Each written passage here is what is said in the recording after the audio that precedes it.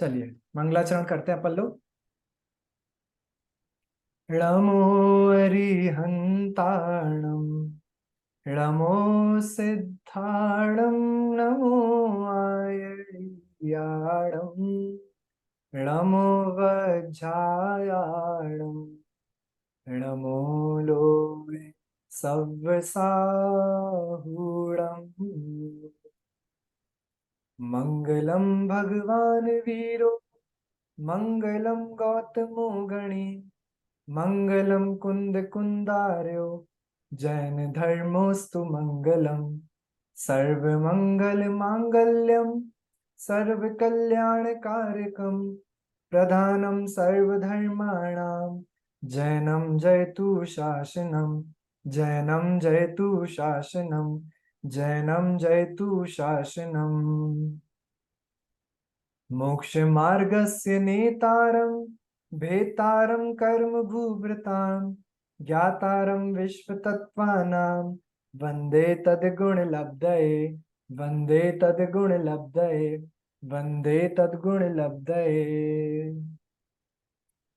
चलिए आप सभी लोगों का स्वाध्याय मंगल शासन के ऊपर चल रहा है। इसमें बहुत सारे विषय अभी तक आप लोग पढ़ चुके होंगे शालीन भैया के माध्यम से, और उम्मीद है आप लोगों को अच्छे से समझ में भी आ रहा होगा, है ना।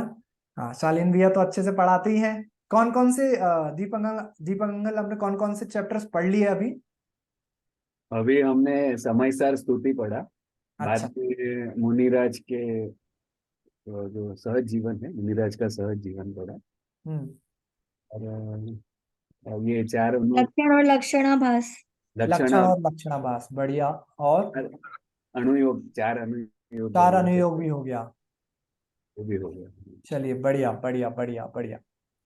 ठीक है, तो आज से अपन को एक नया चैप्टर चालू करना है जिसका नाम है वैराग्य भावना।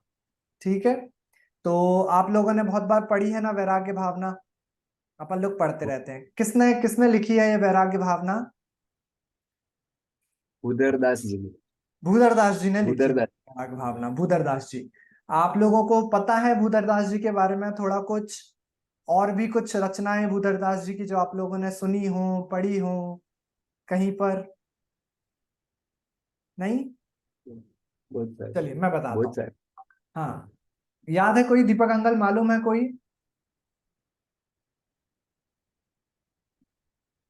याद नहीं, नहीं है, लेकिन है कोई बात। बहुत कुछ है। हाँ, उन्होंने बहुत लिखा है। मतलब अपने जो प्राचीन कवियों में से एक हैं भूधरदास जी, और ये आगरा के निवासी थे। आगरा में ही उनका जन्म हुआ था, आगरा में ही देहांत हुआ था। और एक आगरा का जैन मंदिर है, शायद शाहगंज जैन मंदिर उसको कहा जाता है। वहीं पर वो प्रतिदिन अपना स्वाध्याय आदि का काम करते थे, स्वाध्याय कराते भी थे और खुद का स्वाध्याय भी वहीं पे करते थे। और ग्रंथों में यदि बात करें तो उन्होंने एक पार्श्व पुराण नाम का ग्रंथ लिखा है जो कि बहुत फेमस है, काफी लोग उसको पढ़ते हैं, पार्श्व पुराण। और भी ग्रंथ है, एक भूधर शतक नाम से भी एक आप लोगों ने सुना होगा, भूधर शतक, वो भी उन्होंने लिखा हुआ है। तो ऐसे बहुत सारी रचनाएं जो भूधरदास जी ने करी हैं, जो जिसके लिए वो ज्यादा जाने जाते हैं वो है उनकी भक्तियां। सुनी होंगी आप लोगों ने कोई, भगवंत भजन क्यों भूला रे, ये वाली सुनी है, भगवंत भजन क्यों भूला रे। तो ऐसी बहुत सारी बहुत सुंदर सुंदर रचनाएं भूधरदास जी ने करी है। तो उसमें से एक जो रचना है जिसका नाम है वैराग्य भावना, जो कि अपन लोग आज पढ़ने चालू करने वाले हैं पढ़ना। ठीक है, बहुत गजब की है। और ये बताइए, ये तो मालूम है आपको, ये वैराग्य भावना किसके जीवन पर आधारित है? किसका पूरा वृत्तांत सुनाया जा रहा है इस वैराग्य भावना में? वज्रनाभि चक्रवर्ती। वज्रनाभि चक्रवर्ती। ये वज्रनाभि चक्रवर्ती कौन थे? ये पार्श्वनाथ भगवान के छठे पूर्व भव थे। हाँ, ये पार्श्वनाथ भगवान का छठा पूर्व भव थे। तो पहले जब वो स्वर्ग में थे, वहां से वो च्युत होकर विदेह क्षेत्र में वज्रनाभि चक्रवर्ती के भव में उन्होंने जन्म लिया।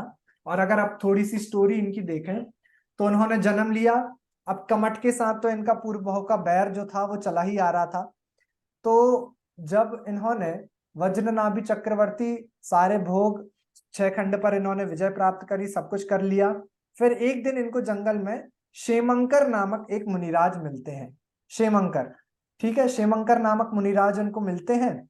और क्षेमंकर नामक मुनिराज जब उनको इस पूरे संसार का स्वरूप बताते हैं, अवगत करवाते हैं, तो ये वैराग्य भाव से ओतप्रोत हो जाते हैं, जिन वैराग्य भावों को कवि ने इस वैराग्य भावना में दर्शाया है, जो कि अपन अभी पढ़ेंगे। ठीक है, तो वो वज्रनाभि चक्रवर्ती उस समय पे दीक्षा धारण कर लेते हैं। और जो एक कमट का जो जीव होता है, उस टाइम पे क्रूर परिणामों वाला एक भील बनकर उसी जंगल में उत्पन्न होता है, भील। ठीक है, और ये वज्रनाभि मुनिराज जब ध्यानस्थ रहते हैं पेड़ के नीचे, तब वो भील उनको देखता है और उसको पता नहीं कैसे पूर्व भाव के संस्कारों के कारण उसको उन पर बहुत गुस्सा आता है, और वो अपना धनुष बाण निकालता है और वज्रनाभि मुनिराज पर एक तीर चला देता है, जिसके कारण वज्रनाभि मुनिराज का उस समय पे देह परिवर्तन हो जाता है। ठीक है, चूंकि वो ध्यानस्थ थे, वो शांत परिणामों से मरण को प्राप्त करते हैं, समाधि लेकर मरण को प्राप्त होते हैं, और वहां से वो नवग्रहव्यकों में से एक ग्रहव्यक में जाकर उत्पन्न होते हैं। और ये जो भील होता है, ये वहां से इन क्रूर परिणामों के कारण 7वें नरक में जाकर नारकी बनता है। तो ये तो हो गई पूरी बैक स्टोरी जो वैराग्य भावना में आने वाला है। पर वैराग्य भावना में जो स्टोरी आएगी वो आएगी कि जब वो वज्रनाभि चक्रवर्ती क्षेमंकर मुनिराज के पास जाते हैं, क्षेमंकर मुनिराज उन वज्रनाभि चक्रवर्ती को ऐसा क्या उपदेश देते हैं जिनके कारण उन्हें वैराग्य भाव इतने उत्पन्न हो जाते हैं। क्योंकि ये समझने लायक बात है कि वज्रनाभि चक्रवर्ती के पास उस समय पर ऐसी कोई भी भौतिक वस्तु नहीं थी, मतलब ऐसी कोई भी भौतिक वस्तु नहीं थी जो कि उस वज्रनाभि चक्रवर्ती के पास ना हो। ठीक है, कितनी कितनी रानियां होती हैं चक्रवर्ती के पास? 96,000। 96,000 रानियां होती हैं। अनवय भैया 96,000 रानियां होती हैं। ठीक है, तो वर्तमान में लोगों से एक नहीं संभलती, वहां पे 96,000 रानियां होती हैं एक एक चक्रवर्ती की। और कितने हाथी होते हैं, कितने घोड़े होते हैं, कितने पैदल होते हैं, मतलब सैनिक होते हैं, कितने महल होते हैं, उनकी संख्या सब शास्त्रों में आई है, लेकिन सब कुछ अपने कल्पना के पार है। बहुत ही ज्यादा अतुल्य भोग चक्रवर्तियों के पास होते हैं। ठीक है, अच्छा, आप लोगों ने उनके भोजन का वृत्तांत भी सुना होगा कि चक्रवर्ती ऐसा भोजन करते हैं कि उसका एक निवाला पूरी की पूरी उनकी सेना भी नहीं पचा सकती, इतना गरिष्ठ भोजन। और भरतेश वैभव एक ग्रंथ है, भरतेश वैभव, जिसमें भरत चक्रवर्ती का पूरे वैभव की पूरी बात आई है। उसमें एक एक बात आई कि जब चक्रवर्ती के लिए खीर बनती है ना, खीर, तो वो कैसे बनती है खीर? कि सबसे पहले बहुत गजब के मिष्ठान, बहुत गजब गजब की चीजें ऐसे 1000 कुछ भैंसे गायों को खिलाई जाती है। ठीक है, फिर उन 1000 गायों का दूध निकाला जाता है, वो 100 गायों को पिलाया जाता है, उन 100 गायों का दूध निकाला जाता है, फिर वो 10 गायों को पिलाया जाता है, फिर 10 गायों का दूध निकाल के एक गाय को पिलाया जाता है, और उस एक गाय के दूध से फिर भरत चक्रवर्ती की खीर बनती थी।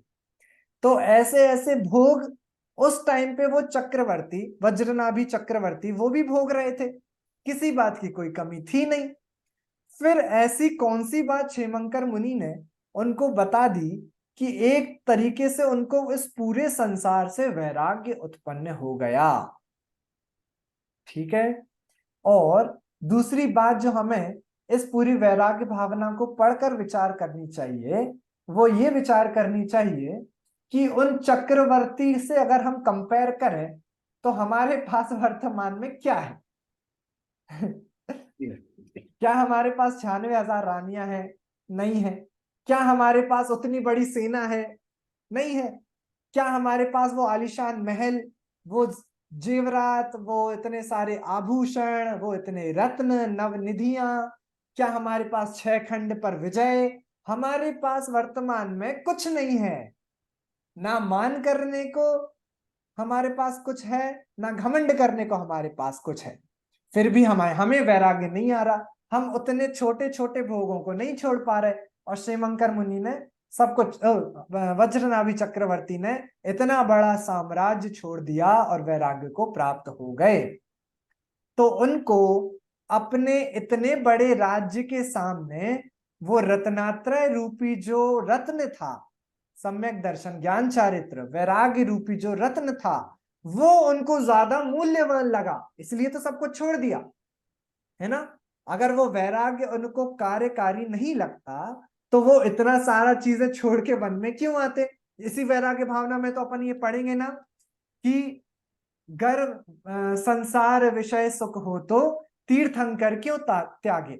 अगर संसार में ही सुख होता तो तीर्थंकर, चक्रवर्ती आदि इतने महान भोगों को छोड़कर वन के इन महान परिसरों को सहने के लिए क्यों आते, है ना। चलिए मैं आपको एक वीडियो भी दिखाता हूं, फिर आप लोगों से पूछूंगा, आप तीनों से, कि आपको उस वीडियो से क्या समझ में आया। ठीक है, 1 minute.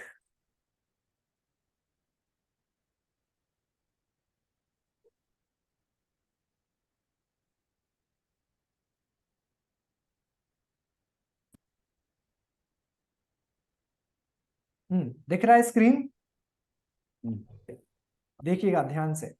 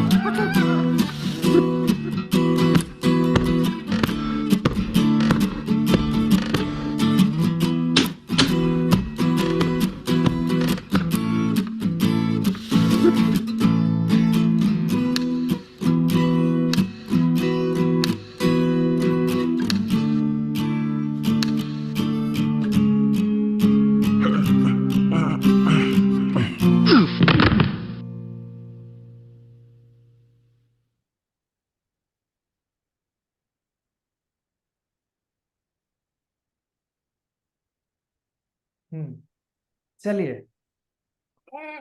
Just wait, hold your horses, don't skip, because I'm gonna show you how you can stop selling your. हाँ, बताइए अब क्या क्या आपके विचार हुए इस वीडियो को देख के। दीपक अंकल, क्या विचार आया इस वीडियो को देख के? ये मतलब जो है वो संसार की विचित्रता, मतलब संसार में जो जन्म लेते हैं और उसका अंत जब भी होता है, उसका पूरा बचपन से लेके जवानी से लेके बुढ़ापा, ये मतलब सब उसमें दिखाया है।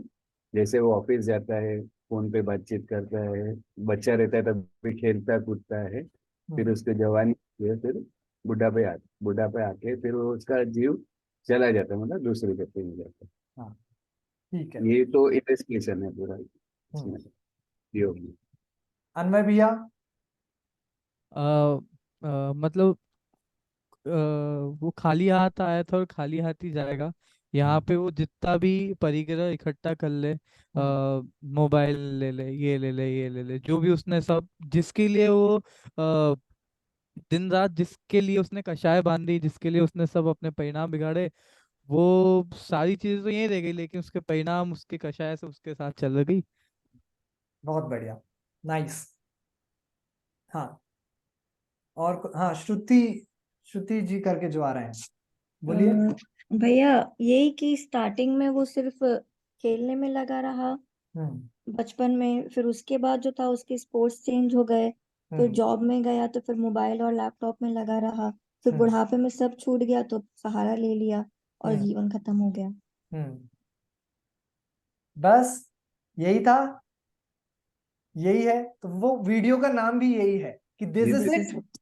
बस इतना ही है कि आपका जीवन, कि आपने बचपन में झुंझुना उठा के बजाया, फिर आप बड़े हो गए तो आपको मोबाइल मिल गया, फिर मोबाइल मिला तो फिर आप जॉब करने लगे, जॉब करने के बाद पैसे आ गए, कुछ पैसे हो गए तो एक घर आ गया, फिर शादी कर ली, बच्चे हो गए, बुढ़ापा आ गया, छड़ी पकड़ ली और मर गए। बस इसके लिए ही आपको ये जीवन मिला था, बस इसलिए ही था हमारा ये पूरा जीवन। ऐसे ही पूरा जीवन चला जाता है, जीव को मालूम नहीं पड़ता। इस वीडियो में यही बताया जा रहा है। तो वज्रनाभि चक्रवर्ती को भी उस समय पे शायद ऐसा ही कुछ विचार आए होंगे जब वो क्षेमंकर मुनिराज के पास गए होंगे, और उन्होंने जब अपने जीवन के बारे में विचार किया होगा तो उन्होंने सोचा होगा कि मेरा जन्म हुआ, ठीक है, मुझे चक्रवर्तित्व उत्पन्न हुआ। अब उन्होंने तो चाहा नहीं था, पूर्व के पुण्य के वजह से उनको चक्रवर्तित्व प्राप्त हो गया, ठीक है। आयुधशाला में चक्र रत्न उत्पन्न हो गया, तो अब मुझे जाना पड़ेगा 6 खंड के विजय करने को। वो 6 खंडों पे विजय करके आ गए, सारे राजा महाराजा उनके सामने झुकने लगे, रानियां हो गई, सब पूरा उनके पास 6 खंड का वैभव प्राप्त हो गया। लेकिन उसके बाद क्या उनको यह जीवन सिर्फ ये सारी विभूतियां प्राप्त करने और भोग प्राप्त करने के लिए मिला है क्या, या फिर हमारा जीवन इससे भी बढ़ के कुछ है? क्या हमें मात्र जी लेने के लिए ही जीवन मिल गया है? क्या हमारे जीवन का सिर्फ इतना ही उद्देश्य है कि हम इस प्राप्त पर्याय को अच्छे से भोग लें और फिर अगली पर्याय में चले जाएं तो फिर उसको भोग लें, या फिर हमें इस जीवन मरण के चक्र को समाप्त करने के लिए जीवन मिला है? इसका विचार हम सभी लोगों को अच्छे से चलना चाहिए।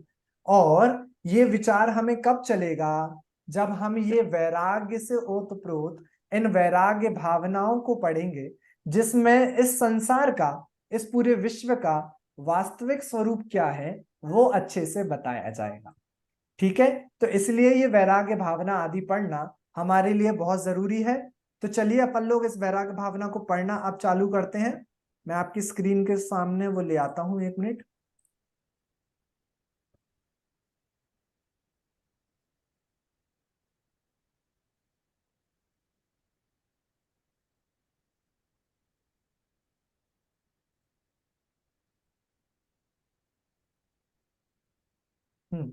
दिखाई दे रहा है?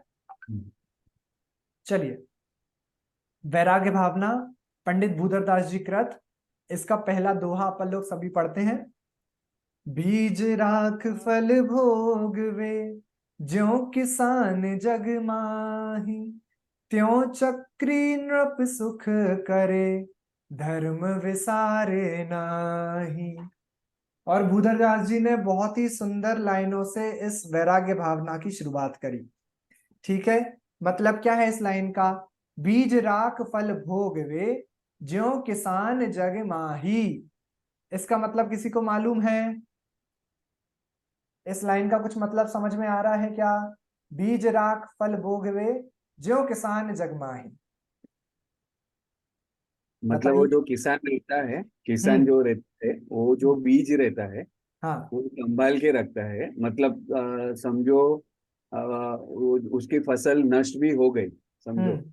तो वो जो बीज रखा हुआ है संभाल संभाल के, वो भी हाँ। बाद में काम आ सकता है। हाँ, मतलब वो हिसाब से वो किसान उसका केयर लेता है अभी। बहुत बढ़िया, बहुत बढ़िया। हाँ, इसका मतलब यही है कि देखो, एक चतुर किसान क्या होता है? 1 मिनट में ये शेयरिंग बंद करता हूं। एक चतुर किसान कौन होता है?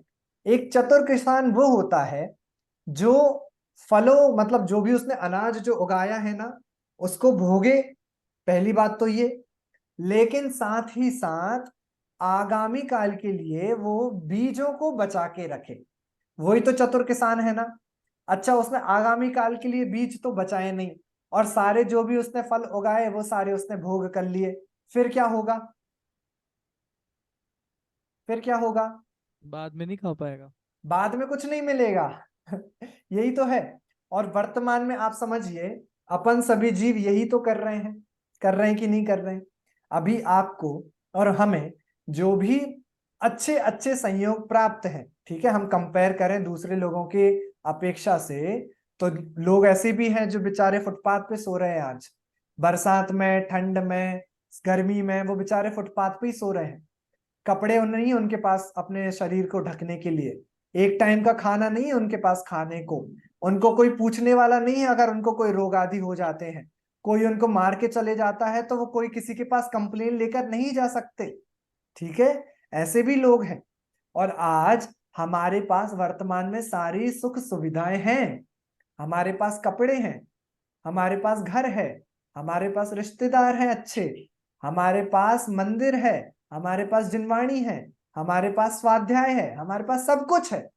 ठीक है, तो अगर हमारे पास वर्तमान में सब कुछ है तो क्या हमारी चतुराई सिर्फ इसमें है कि हमारे वर्तमान में जो जो भी भोग है हम सब कुछ उनको भोग लें और खत्म? आगे के लिए आपको कोई प्लानिंग करनी है कि नहीं करनी? करनी चाहिए कि नहीं करनी चाहिए? बिल्कुल करनी चाहिए, क्योंकि पूर्व के पुण्य के उदय के कारण आपको आज ये सारी सुख सुविधाएं प्राप्त हैं। ये तो सारी इस भव में अब आपकी खत्म हो जाएंगी, और अगर आपने आगे के भवों के लिए प्लानिंग नहीं करी तो आपको ये सुख सुविधाएं आगे प्राप्त नहीं होंगी। ठीक है, तो तो एक किसान का उदाहरण देकर भूधरदास जी समझा रहे हैं कि एक चतुर किसान वह होता है जो वर्तमान में तो भोगता ही भोगता है, साथ में आगे की प्लानिंग भी करके रखता है। उसी प्रकार अब आ जाते हैं अपन सिद्धांत पे, क्या कह रहे हैं वो, त्यों चक्री नृप सुख करे धर्म विसारे नाही। उसी प्रकार जो चक्रवर्ती होते हैं, राजा महाराजा होते हैं, वो वर्तमान में तो सुख भोगते ही हैं, लेकिन उस सुख में ऐसे अंधे नहीं हो जाते कि धर्म को ही विसार दें। है ना, विसार दे मतलब धर्म को छोड़ के केवल वो उन भोगों में ही लग जाए, ऐसा कभी नहीं होता। ठीक है, ऐसा कभी नहीं करते। तो हाँ, आपको सुख सुविधाएं प्राप्त हो रही हैं, अच्छी बात है, लेकिन ये भी याद रखिएगा कि वो सुख सुविधाएं आपको धर्म के फल के कारण ही उत्पन्न हो रही हैं, तो कभी भी धर्म को मत भूल जाइएगा। ये प्रारंभ की 2 लाइनों का अर्थ हुआ। बीज राख फल भोगवे, ज्यों किसान जग माही, त्यों चक्री नृप सुख करे धर्म विसारे नाही। ठीक है, समझ में आया? चलिए आगे। एह विधि राज करे नर नायक, भोगे पुण्य विशाल, सुख सागर में रमत निरंतर, जात न जान्यो काल। एक दिवस शुभ कर्म संयोगे, क्षेमंकर मुनि वंदे, देखी श्री गुरु के पद पंकज, लोचन अली आनंदे। बहुत सुंदर 4 लाइनों से शुरुआत करी भूधरदास जी ने।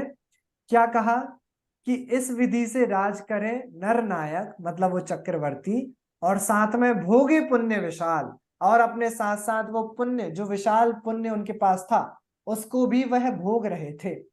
सुख सागर में रमत निरंतर, मतलब सुख रूपी सागर में निरंतर वो रमन कर रहे थे।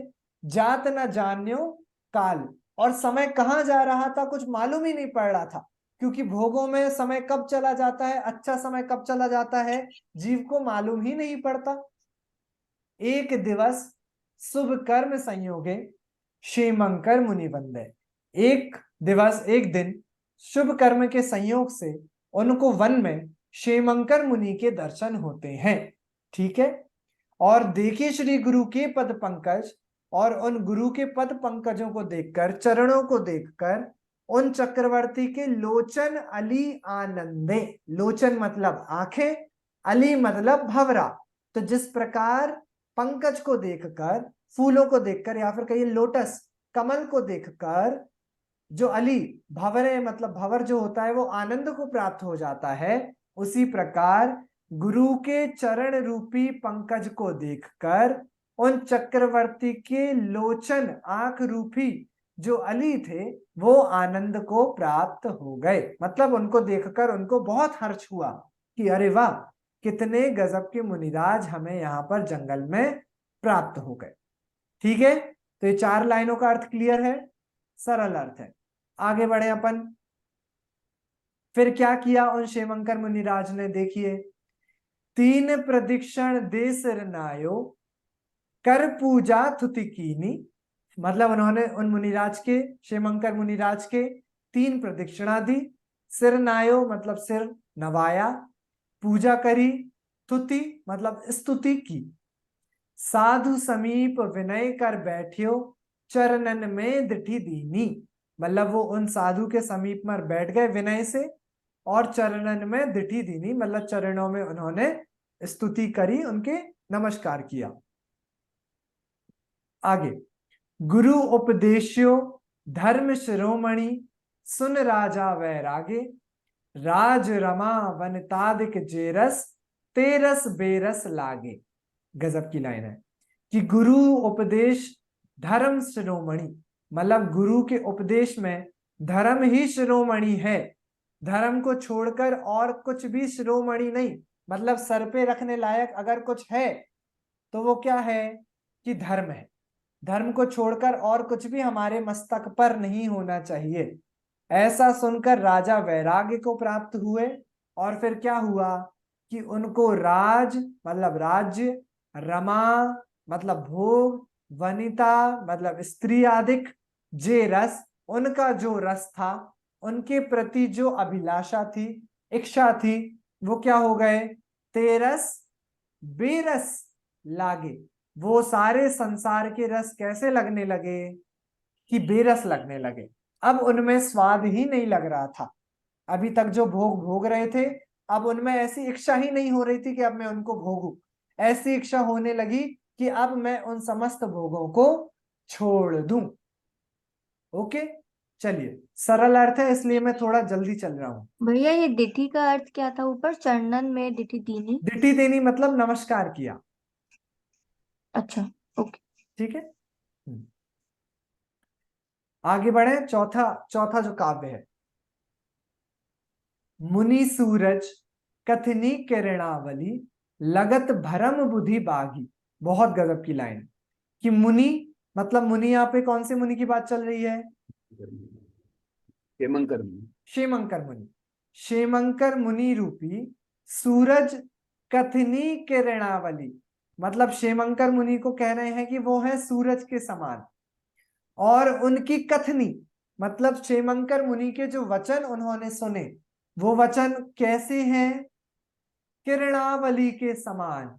मतलब जैसे सूरज का प्रकाश पड़ता है तो अंधकार भाग जाता है, उसी प्रकार क्षेमंकर मुनि रूपी सूरज के वचन रूपी जो किरण प्रकाश था, उससे क्या हुआ कि वो पढ़ते ही भ्रम बुद्धि बहागी, कि भ्रम रूपी जो बुद्धि थी, भ्रम रूपी जो अंधकार ज्ञान में फैला हुआ था, वो क्या हुआ, वो भाग गया। ठीक है, और भव तन भोग स्वरूप विचार्यो, परम धर्म अनुरागी। और उन्होंने भव के बारे में, तन के बारे में और भोगों के बारे में उनके स्वरूप का विचार किया। अब मैं आप लोगों से पूछना चाहूंगा कि उन्होंने भव के बारे में, तन के बारे में और भोगों के बारे में क्या विचार किया होगा। एक एक ले लीजिए, एक एक के बारे में बताइए। दीपक अंकल, भव के बारे में क्या विचार किया होगा। भव के बारे में मतलब इस जो संसार रूपी अपना भव है वो भ्रमण करता है चारों गति में। हाँ, तो उसके बारे में सोचा क्योंकि उसका जन्म मरण होते रहता है, और गति बदलती रहती है, तो उसको हाँ, बार बार जन्म लेना पड़ता है, और वो सब दुख के कारण है जो छठाला में है ना, पहले बिल्कुल बिल्कुल। साल में। वो ठीक इस है, उसके बारे में ठीक बस। है, ये हो गया भव के बारे में विचार किया होगा। अन्य भैया, तन के बारे में क्या विचार किया होगा। कि ये जो शरीर मुझे अभी मिला है, इस पर्याय में मिला है, हम्म वो मेरे पुण्य के उदय से मुझे प्राप्त हुआ है। हम्म और अ, ये मतलब ये पुण्य पाप के उदय से ही परिवर्तन इसका होता रहेगा। हम्म इसका त्याग, अगर इसका त्याग करेंगे जब भी हम इस जंजाल से निकल पाएंगे। हम्म ऐसा। बढ़िया बढ़िया। और श्रुति भाभी। भोग में भैया जितनी भी चीजें हैं, हम्म अ, सामान, खाने के भी, पहनने ओढ़ने के भी, परिग्रह वाले, वो हाँ, सब सामानों की इच्छाएं कभी खत्म नहीं होंगी। हम्म तो हमको ही इनसे दूर होना पड़ेगा, बिल्कुल, इनका त्याग ही करना पड़ेगा। बहुत अच्छा बहुत अच्छा। तो आप लोगों ने जैसा कहा, भव तन और भोग, इनके बारे में उनको ऐसा ही विचार चला। ठीक है, वज्रनाभि चक्रवर्ती को भी, मतलब आप समझिए, एक अ, अगर भूधरदास जी चाहते, अगर भूधरदास जी चाहते तो वैराग्य भावना में वो किसी सामान्य व्यक्ति की भी एक स्टोरी बता सकते थे कि जो एक कोई सामान्य व्यक्ति होगा जिसके पास एक सामान्य सा घर था, कुछ उसके पास पैसे थे, थोड़े बहुत उसके पास कपड़े थे, एक उसकी पत्नी थी, कुछ उसके एक दो उसके बेटे थे, एक सामान्य सा जीवन था, एक सामान्य सा पुरुष था। और वो जंगल में गया, एक मुनिराज को उसने देखा, कुछ मुनिराज ने उनको उपदेश दिया और उससे उनको वैराग्य आया और उन्होंने दीक्षा अंगीकार कर ली। तो भूधरदास जी चाहते तो वो एक सामान्य व्यक्ति का भी उदाहरण देकर आप लोगों को वैराग्य भावना पढ़ा सकते थे, ठीक है। परंतु भूधरदास जी ने किसका उदाहरण लिया? चक्रवर्ती का उदाहरण लिया। चक्रवर्ती मतलब शेखंड मनुष्यों में जिसके पास सबसे ज्यादा वैभव होता है, एक्सट्रीम, मैक्सिमम जितना हो सकता है, ठीक है। तो ऐसा कह के वो एक तो आपको कह रहा है कि आप अपनी तुलना कर लेना कि आप चक्रवर्ती के आगे कहां लगते हो। क्या आपके पास उन जैसा भव है? नहीं है। क्या आपके पास उन जैसा तन है? नहीं है। क्या आपके पास उन जैसे भोग हैं? नहीं है। तो फिर तो आपको छोड़ने में और भी दिक्कत नहीं होनी चाहिए। अगर आपके पास बहुत सारी ढेरों बहुत अच्छी अच्छी चीजें हो तो आपको छोड़ने में दिक्कत हो, ठीक है। पर हमारे पास तो उनकी तुलना में कुछ भी नहीं है, तो अपन को तो छोड़ने में दिक्कत होनी ही नहीं चाहिए। हम फिर भी नहीं छोड़ पा रहे हैं, ठीक है। ये विचार करने लायक बिंदु है हमारे लिए। ये हमें वैराग्य भावना पढ़ के हमारे अंदर ये विचार चलना चाहिए कि हम क्यों नहीं छोड़ पा रहे हैं।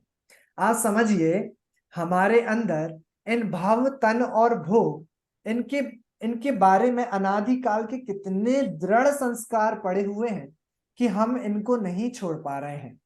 हम अनंत काल से, अनादिकाल से कितने भव में, अलग अलग भवों में जाकर दुखों को प्राप्त कर रहे हैं, लेकिन फिर भी हमें भव के प्रति कोई भी ऐसी बात नहीं, मतलब हमें ऐसा लगता है कि हमें जो भव मिला है हम उसमें ही तन्मय हो जाएं, या फिर हम अगले भव को अच्छे से प्राप्त करें। भैया हमें तो स्वर्ग गति जाना है, हमें तो अच्छे कर्म करके स्वर्ग में जाना है, बस हमारा इतना सा लक्ष्य है।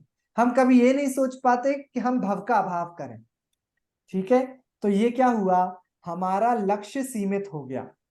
हम भव तो चाहते ही हैं अंदर अंदर, ठीक है। हम भले ही मंदिर में बैठ के ये बातें कर लेते हैं कि कोई क्या बोलेगा कि हम भक्त नहीं भगवान बनेंगे, ठीक है। लेकिन अंदर अंदर ये भावना पनपती रहती है कि चलो मोक्ष तो हम पंचम काल में नहीं जा पाएंगे, तो कम से कम अपन अच्छे कर्म करके हमें स्वर्ग तो जाना ही जाना है ना।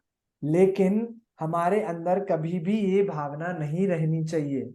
हमारे अंदर भावना हमेशा मोक्ष की होनी चाहिए, हमेशा भव के अभाव करने की होनी चाहिए, ना कि भव को बढ़ाने की, ठीक है। दूसरी बात, तन। हमें जीव को चाहे कैसा भी तन प्राप्त हो, लेकिन उसको ये लगता है कि इस विश्व का सबसे सुंदर जो व्यक्ति है वो मैं ही। अपने अंदर व्यक्ति को कभी भी कोई भी खोट नजर नहीं आती, है ना। हमेशा ऐसा लगता है कि हम जो हैं वो ही सर्वश्रेष्ठ है, चाहे वो तन कैसा भी हो। ये तन में, अगर आप लोगों ने पढ़ा हो वैराग्य ग्रंथों में, ऐसा लिखा आता है कि इस तन में, तन के एक एक रोम में, ठीक है, एक एक रोम में 96 रोग हो सकते हैं। कितने रोग?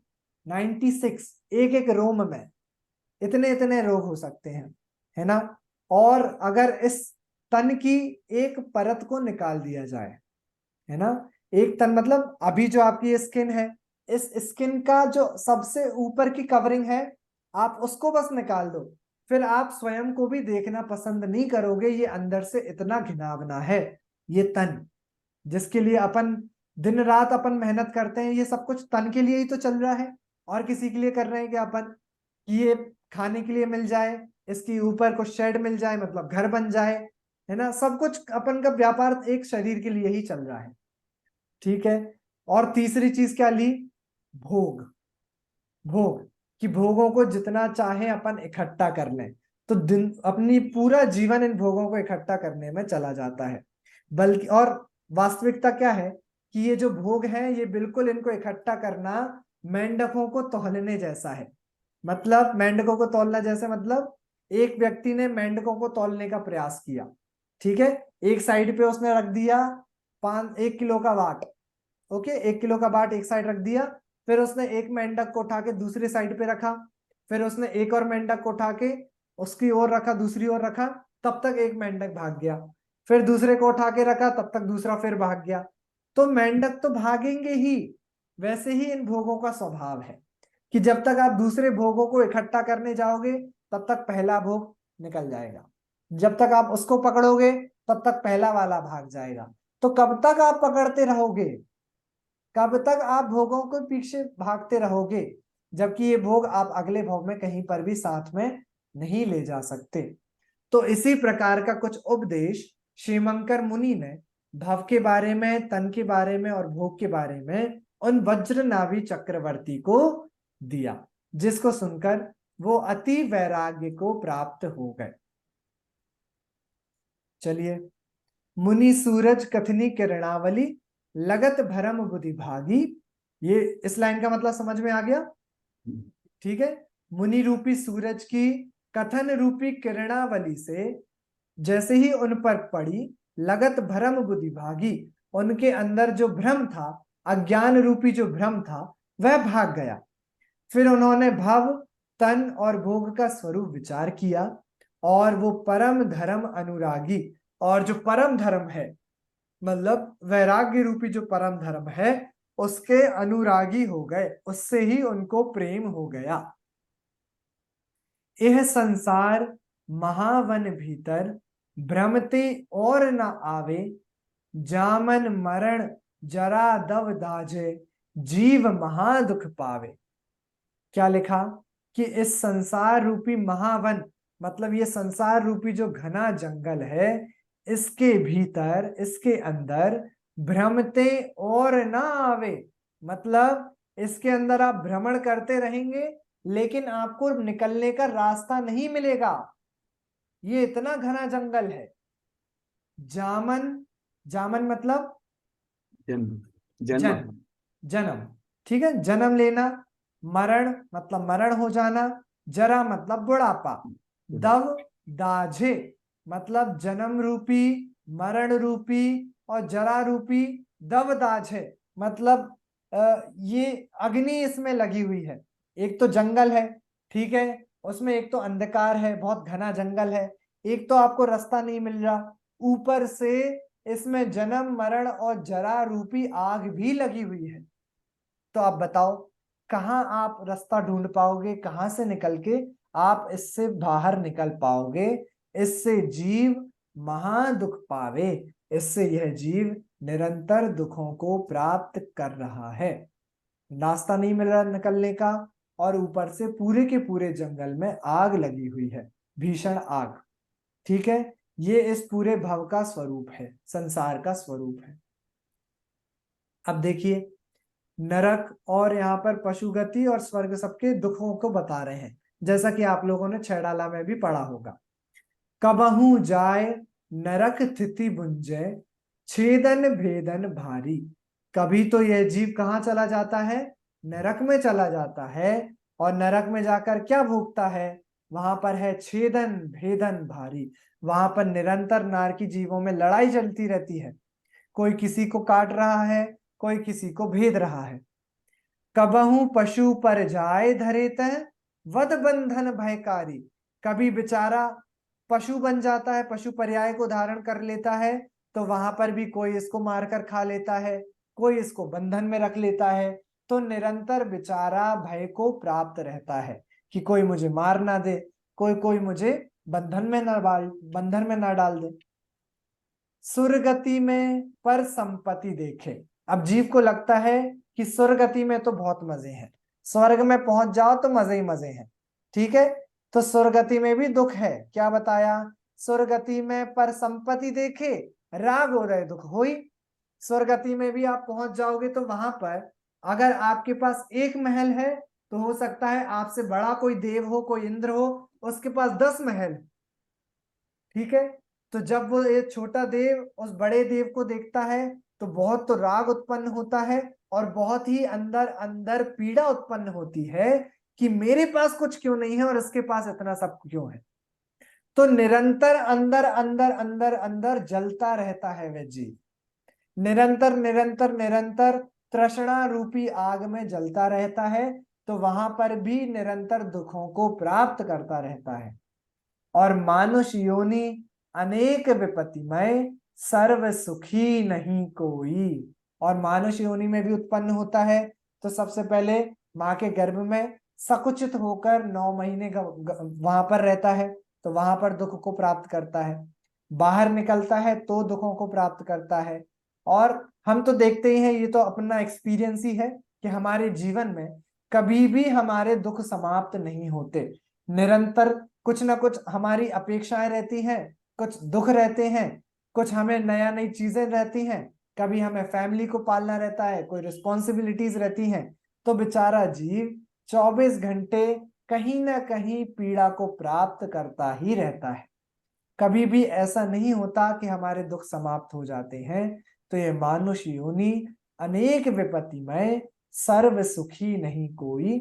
और चारों गति में कोई भी ऐसा जीव नहीं है जो कि हमें सर्व सुखी नजर आता हो।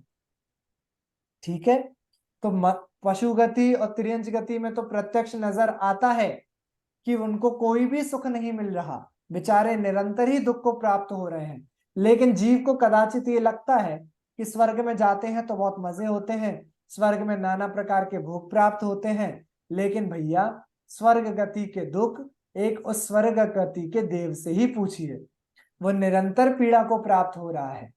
ठीक है, 6 महीने लास्ट के बचते हैं, तब तो बिलख बिलख कर पूरा वो उसका समय व्यतीत करता ही है कि अब अगले भाव में कहाँ जाना पड़ेगा।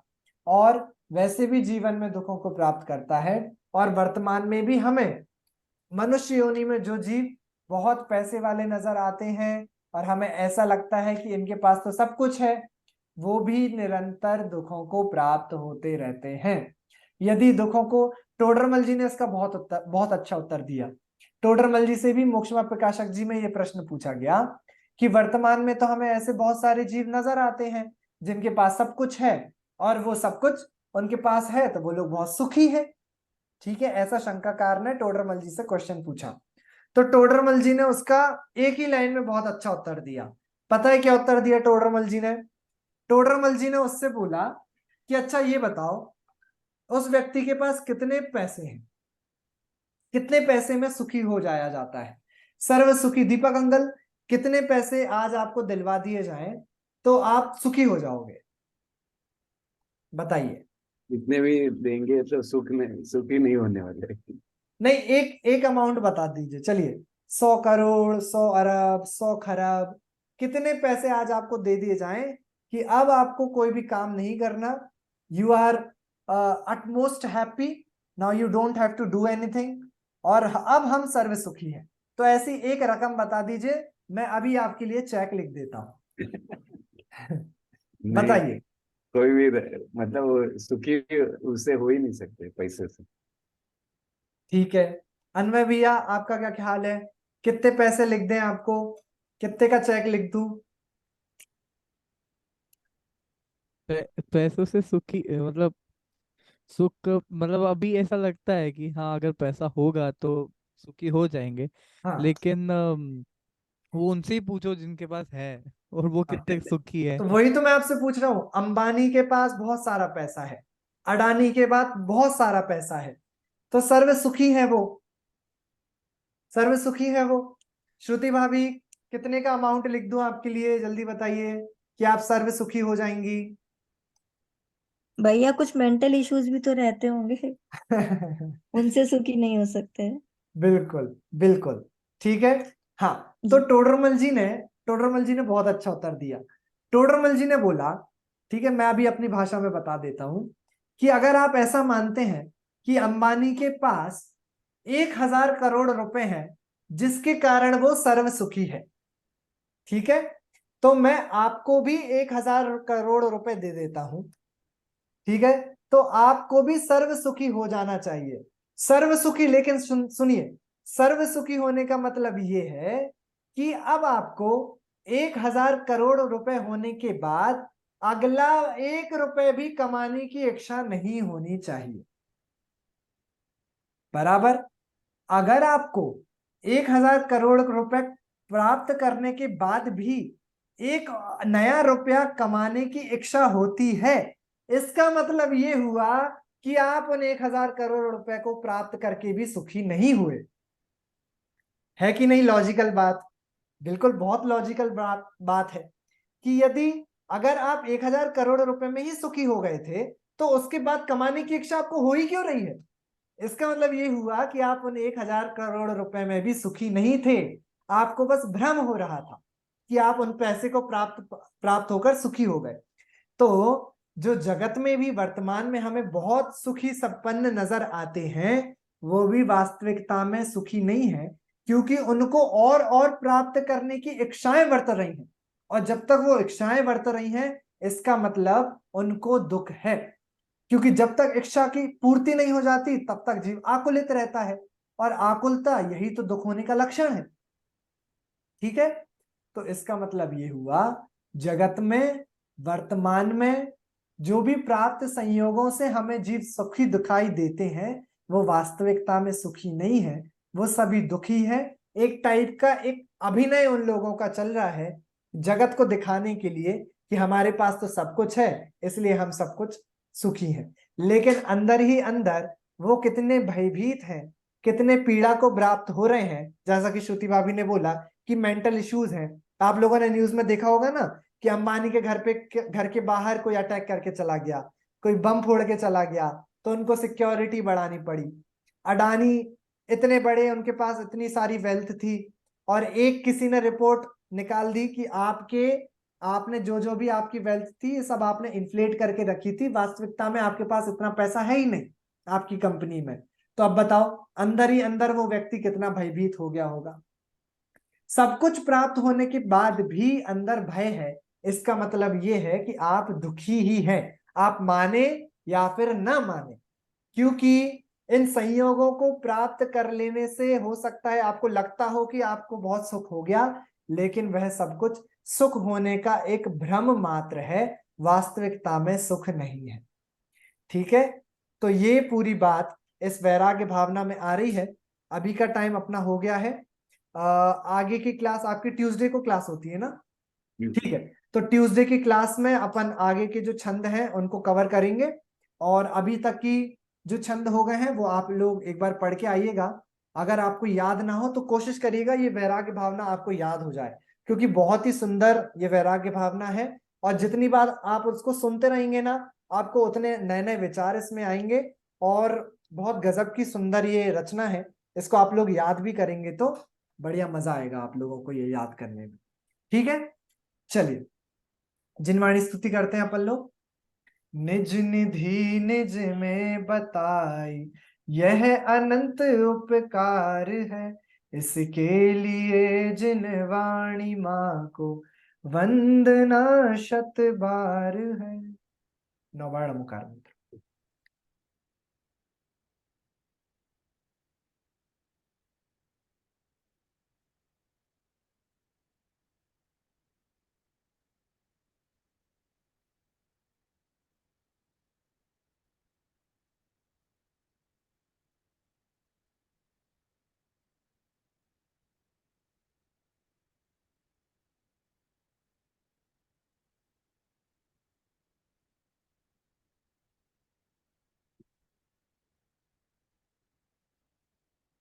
बोले अधर्म मुद्रावंत सर्व जिनेन्द्र भगवंतों की जय हो।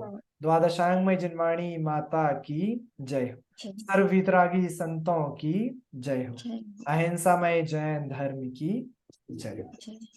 चलिए सभी को सादर जय जिनेन्द्र। जय जिनेन्द्र।